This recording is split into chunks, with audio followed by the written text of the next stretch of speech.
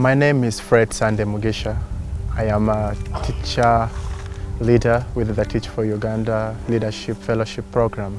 I'm also a teacher at Bugwe Primary School, a government-aided UPE school at Ivukula, Namutumba district, one of the rural low-income communities of this region. I do a series of activities to build strong relationship with the communities wherewith I work. Being a classroom teacher of English and numeracy and an African, it is customary to greet people every day, irrespective whether you know them or you don't know them. So during my travels, journeys from home to school and then from school to home, I always greet the people I meet along the way. This side of the country, the greeting is a little bit extended. It takes some time.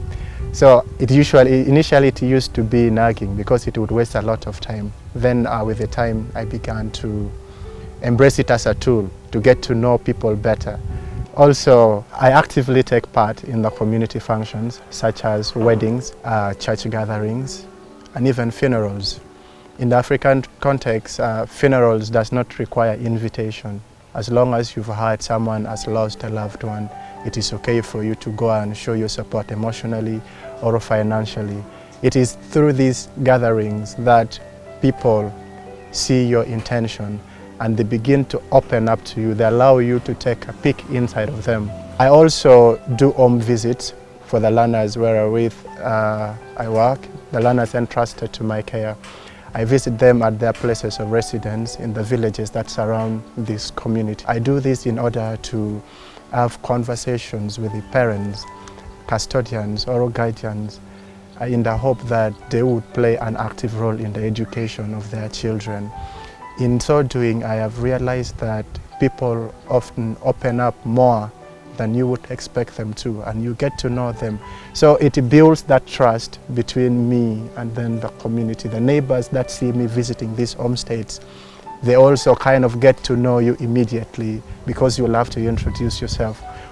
Me and my learners, we have developed this culture, I will say a habit, of collectively visiting a pupil who has fallen sick and has not reported to school for a couple of days. All these activities and others, which I will not be able to mention right now, have reflected their effectiveness in relationship building in this community.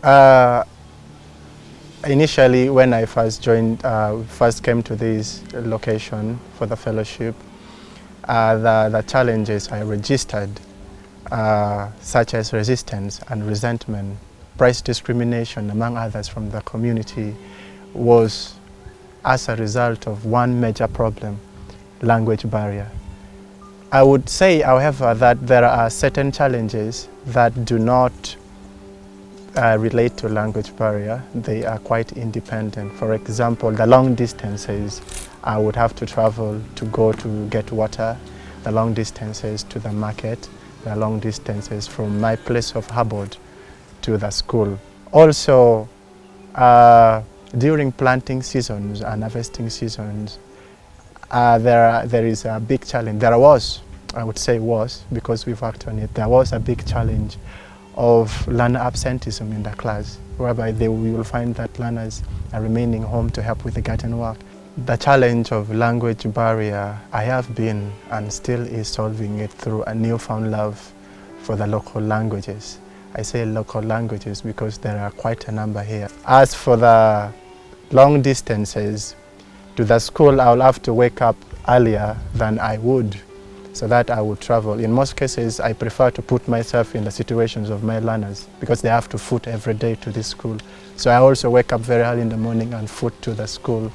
For market, we shop once in a while. I shop once in a while. For water, once in a while, we have the waterman. He comes around and then collects our jerry cans. He goes and fetches for us water. Sometimes we have to go to the borehole ourselves and walk all the way. So, that is some of the things we've been doing.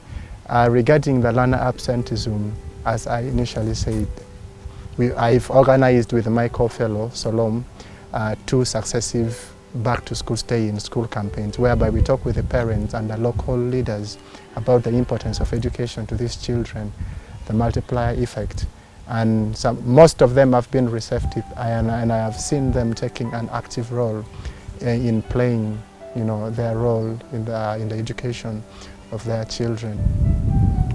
I have been able to develop further several skills, which include speaking, organization, good communication, active listening, prioritization, management, coherence of thought and action, among others. But what stands out is my patience, which I have lately come to accept that it is not only a value but also a skill. I regret my hesitation to show my vulnerability to the local language spoken in this part of the country. I was hiding it, pretending as though I was good, yet I wasn't. So I regret that. Had I opened earlier on, by now my vocabulary would have sufficed a meaningful conversation. So that is one of the errors or mistakes I regret.